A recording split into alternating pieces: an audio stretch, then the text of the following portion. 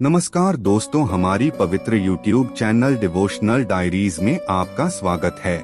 महाभारत की शिक्षा हर काल में प्रासंगिक रही है। महाभारत को पढ़ने के बाद इससे हमें जो शिक्षा या सबक मिलता है उसे याद रखना भी जरूरी है। तो आओ हम जानते हैं ऐसी ही 25 तरह की शिक्षाएं जो हमें महाभारत, युगंधर और मृत्युंजय पढ़ने पर मिलती हैं। हालांकि यह भी सच है कि आप महाभारत पढ़ेंगे तो हो सकता है कि आपको कुछ अलग शिक्षा या सबक मिले। नंबर 1, जीवन हो योजनाओं से भरा। जीवन के किसी भी क्षेत्र में बेहतर रणनीति आपके जीवन को सफल बना सकती है, और यदि कोई योजना या रणनीति नहीं है तो समझो जीवन एक अराजक भविष्य में चला जाएगा जिसके सफल होने की कोई गारंटी नहीं। भगवान श्री कृष्ण के पास पांडवों को बचाने का कोई मास्टर प्लान नहीं होता तो पांडवों की कोई औकात नहीं थी कि वे कौरवों से किसी भी मामले में जीत जाते। नंबर 2, संगत और पंगत हो अच्छी। कहते हैं कि जैसी संगत वैसी पंगत और जैसी पंगत वैसा जीवन।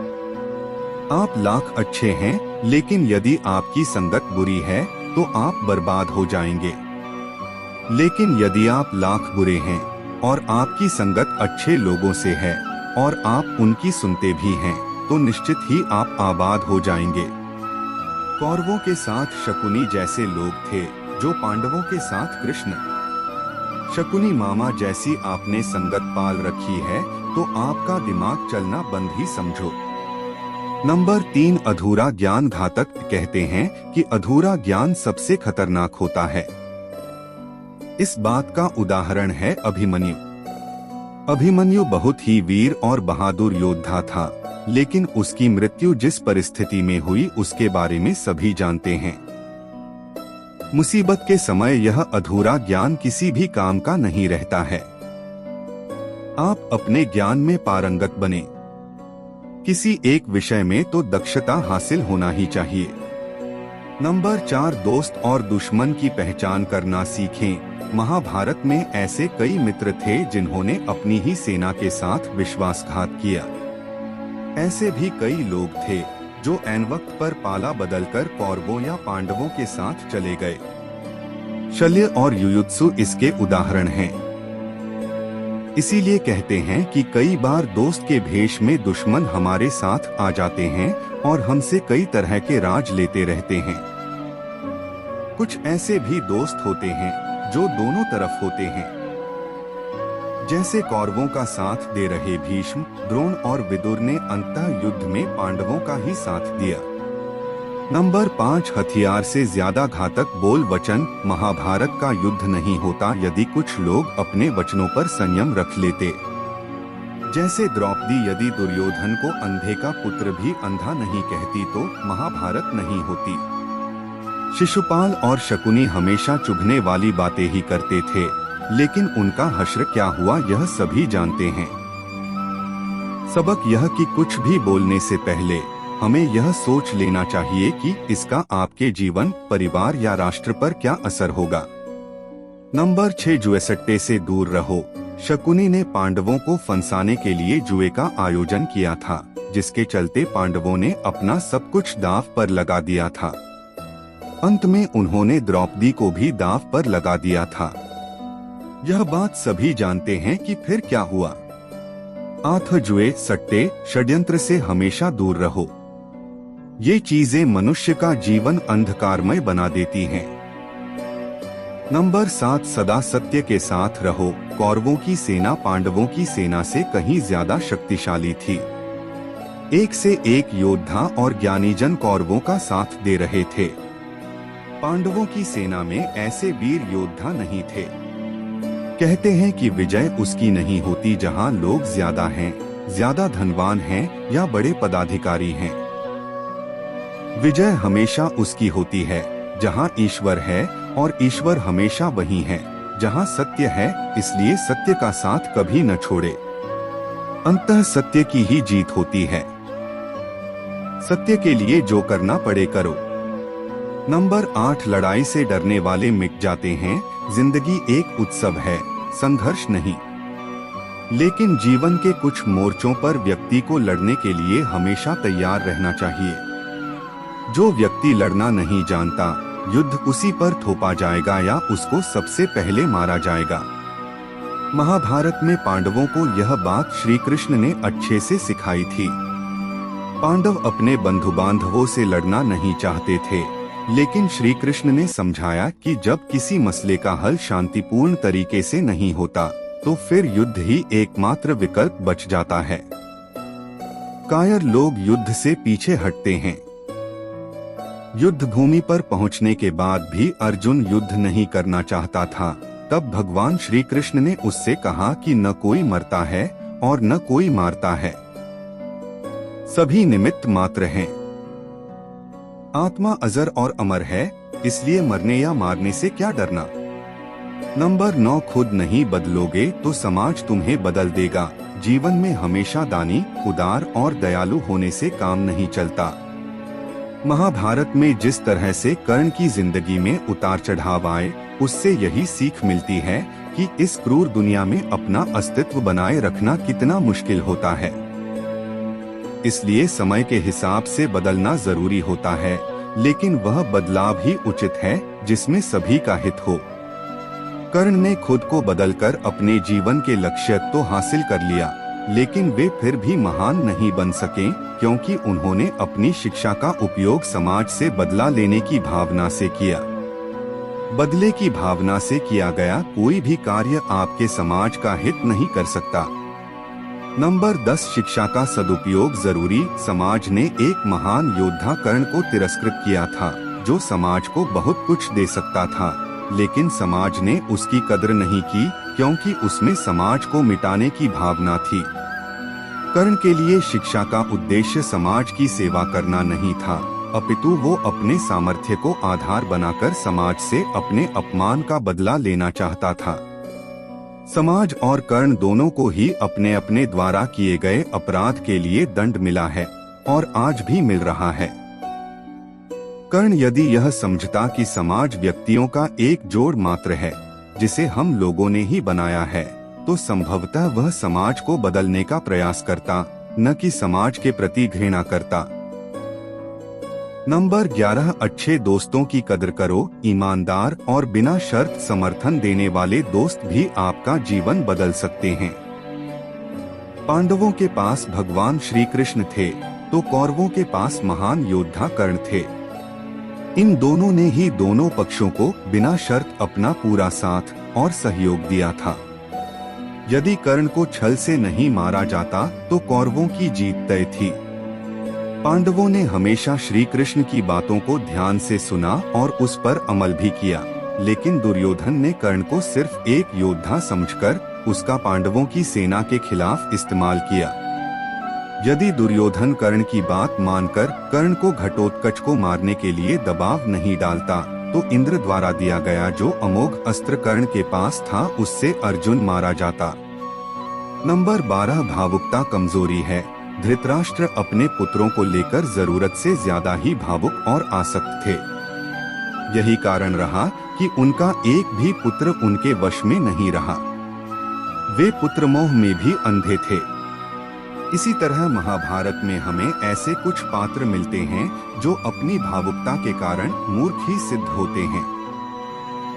जरूरत से ज्यादा भावुकता कई बार इंसान को कमजोर बना देती है और वो सही गलत का फर्क नहीं पहचान पाता।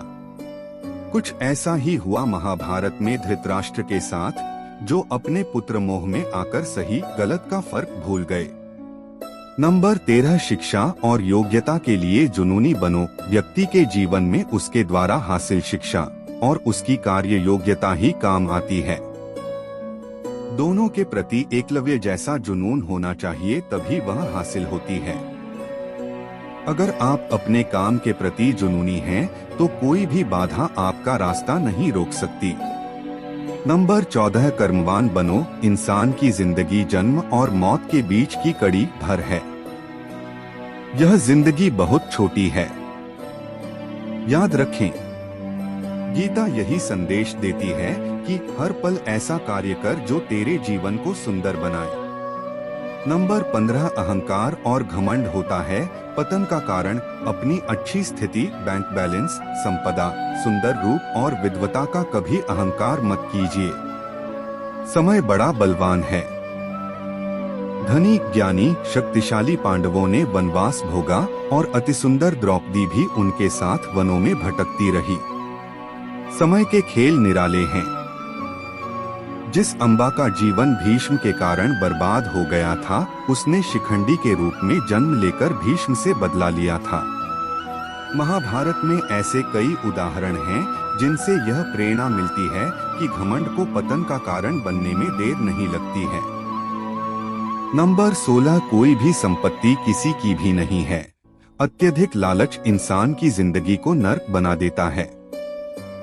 जो आपका नहीं है उसे अनीतिपूर्वक लेने, हड़पने का प्रयास न करें।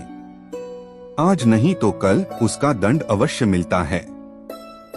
भगवान श्री कृष्ण कहते हैं कि आज जो तेरा है, कल बीता हुआ कल किसी और का था और कल आने वाला कल किसी और का हो जाएगा। आथतु संपत्ति और वस्तुओं से आसक्ति मत पाल, यह तेरी मृत्यु के बाद यहीं रखे रह जाएंगे। अर्जित करना है तो परिवार का प्रेम और अपनत्व अर्जित कर, जो हमेशा तेरे साथ रहेगा। नंबर 17, ज्ञान का हो सही क्रियान्वयन। शिष्य या पुत्र को ज्ञान देना माता, पिता व गुरु का कर्तव्य है, लेकिन सिर्फ ज्ञान से कुछ भी हासिल नहीं होता। बिना विवेक और सद्बुद्धि के ज्ञान अकर्म या विनाश का कारण ही बनता है। इसलिए ज्ञान के साथ विवेक और अच्छे संस्कार देने भी जरूरी हैं। हमने ऐसे कई व्यक्ति देखे हैं जो है तो बड़े ज्ञानी, लेकिन व्यक्तित्व से दब्बू या खब्बू हैं, या किसी जंगल में धूनी रमाकर बैठे हैं। उनके ज्ञान से न तो परिवार का हित हो रहा है और न समाज का। ऐसे लोगों को कहते हैं अपने मियाँ मिट्ठू, खुद लिखे और खुद ही बाँचे। नंबर 18, दंड का डर जरूरी। न्याय व्यवस्था वही कायम रख सकता है जो दंड को सही रूप में लागू करने की क्षमता रखता हो। यह चिंतन घातक है कि अपराध से घृणा करो, अपराधी से नहीं।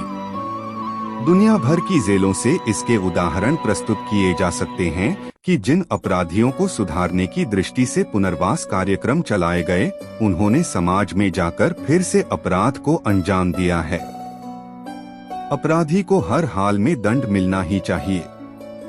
यदि उसे दंड नहीं मिलेगा तो समाज में और भी अपराधी पैदा होंगे और फिर इस तरह संपूर्ण समाज ही अपराधियों का समाज बन जाएगा।